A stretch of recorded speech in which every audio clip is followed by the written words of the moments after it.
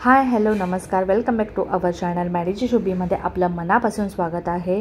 तर आज आपण बघणार आहोत काही सेकंदामध्ये आपण सगळी देवाची भांडी स्वच्छ करणार आहोत, तेही हात खराब न होता। सो चला तर मग आपण काय काय केले ते बघूया। इथे मी देवाची भांडी घेतलेली आहेत, तुम्हाला दिसतच असेल। आणि हा आमचा ठेवणीतला तांब्या आहे, त्याला किती डाग पडलेले आहेत तुम्ही आता बघू शकता। आणि ही सगळी छोटी मोठी तांबे घेतलेले आहे, पंचपात्र वगैरे तांबण घेतलेले आहे। ही सगळी भांडी आपण स्वच्छ करणार आहोत काही सेकंदामध्ये। तर इथे मी एका बाउलमध्ये पाणी घेतलेलं आहे आणि त्याच्यामध्ये दोनच वस्तू टाकलेल्या आहेत, त्या मी पुढे सांगणार आहे तुम्हाला काय टाकलेलं आहे। तर व्हिडिओ शेवटपर्यंत नक्की बघा, स्किप करू नका। आणि ज्यांनी कोणी सबस्क्राईब केलं नसेल त्यांनी सबस्क्राईब करायला विसरू नका। तर इथे मी एक पंचपात्र घेतलेलं आहे आणि ते फक्त त्या पाण्यामध्ये फक्त मी फिरवत आहे, तुम्हाला दिसत असेल। हे बघा, काही करायचं नाही आहे, फक्त त्या पाण्यामध्ये आपल्याला डुबवून ठेवायचं आहे। आणि त्याचा कलर बघा तुम्ही चेंज झालेला आहे पूर्ण, जिथे जिथे खराब झालेला आहे आणि जिथे पाणी लागलेलं आहे तिथला भाग पूर्ण स्वच्छ होत आहे। हे बघा, आतमध्ये पण पूर्ण पंचपात्र क्लीन झालेला आहे, तुम्हाला दिसत असेल। डिफरन्स बघा पहिल्या तांब्याचा आणि ह्या तांब्याचा,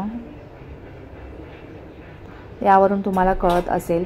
आजकाल खूप धावपळ होते, ज्या वर्किंग वुमन्स आहेत त्यांना तर थोडा पण टाईम मिळत नाही, आणि ज्या गृहिणी आहेत त्यांच्यासाठी हा उपयुक्त व्हिडिओ होणार आहे।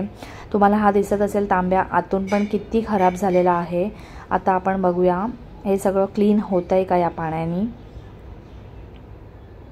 हे बघा, जिथे जिथे पाणी लागतं आहे तिथे तो तांब्या पूर्ण स्वच्छ होतो आहे, जसं आपण पितांबरीने घासतो तसा क्लीन झालेला आहे।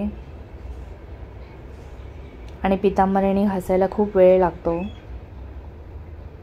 हे बघा, जिथे पाणी लागलेलं आहे तिथला भाग स्वच्छ झालेला आहे। अशीच आपण सगळी भांडी क्लीन करणार आहोत। आणि ही भांडी नंतर मेंटेन कशी ठेवायची हे पण मी पुढे सांगणार आहे। हे बघा, आतून पण पूर्ण तांब्या क्लीन झालेला आहे, थोडंफार काळं राहिलेलं आहे, ते तुम्ही स्क्रबनी काढू शकता।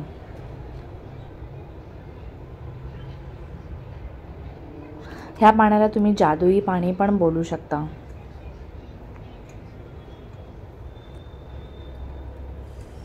ह्या पाण्यामध्ये तुम्ही तांब्याची आणि पितळेची दोन्ही भांडी स्वच्छ करू शकता।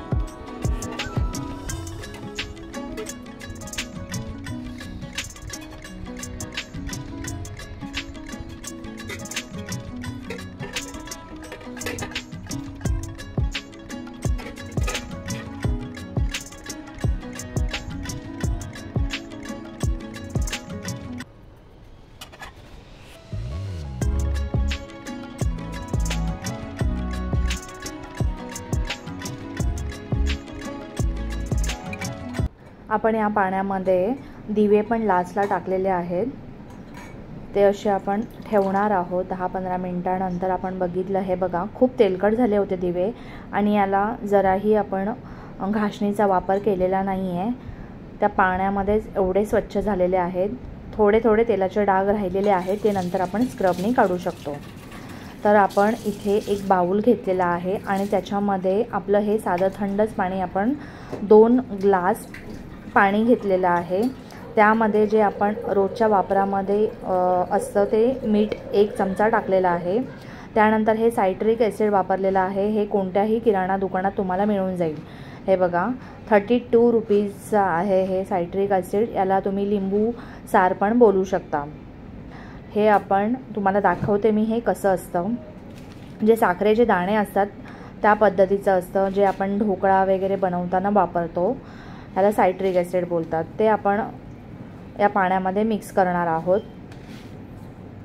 2 टेबलस्पून आपण सायट्रिक ॲसिड टाकलेलं आहे आणि हे पूर्णपणे पाण्यामध्ये विरघळल्यानंतरच आपण कोणतंही भांडं याच्यामध्ये टाकणार आहोत। कारण की ह्याचे जर हे बघा तुम्हाला दिसत असेल दाणे दाणे दिसत आहेत साखरेसारखे, ते असतानाच तुम्ही जर ह्याच्यामध्ये कोणतं भांडं बुडवलं तर त्याचा एवढा इफेक्ट तुमच्या भांड्यांवरती येणार नाही।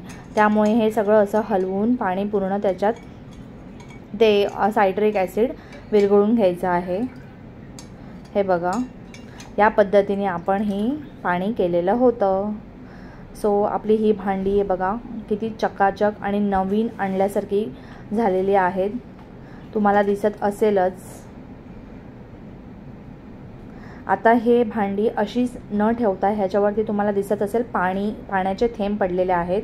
मला जरा सगळी भांडी साफ करेपर्यंत वेळ झाला, त्यामुळे ह्याच्यावरती जे पाण्याचे थेंब पडलेले आहेत ते याच्यावरती सुकून परत डाग पडू शकतात।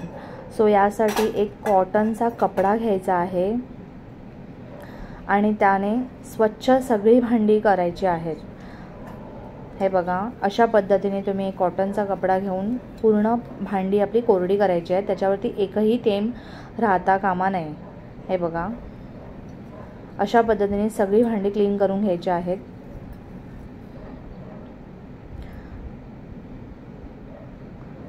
असं वाटतं की दुकानातून आत्ताच नवीन भांडी आणलेली आहेत अशा पद्धतीने होत आहेत। आणि हे सगळं करायला मला फक्त 10 मिनिटच लागलेली आहेत। जर तुम्ही पितांबरणी घासली असती तर खूप वेळ गेला असता तुमचा। सो कशा वाटला हा व्हिडिओ आणि तुम्ही नक्की ट्राय करून बघा ही ट्रिक आमची। तो दिवा पण तुम्ही स्क्रबनी घासला असता पूर्ण काळं त्याचं निघून गेलं असतं। सो मध्ये त्याचं थोडंसं काळं राहिलेलं आहे। हे बघा ते मी स्क्रबनी नाही घासला। अशा पद्धतीने आपली ही सगळी भांडी स्वच्छ लखलखीत झालेली आहेत। कसा वाटला आपला व्हिडिओ नक्की कमेंट करून सांगा आणि तुम्ही ही ट्रिक नक्की वापरून बघा। सो चला तर मग till then take care, bye.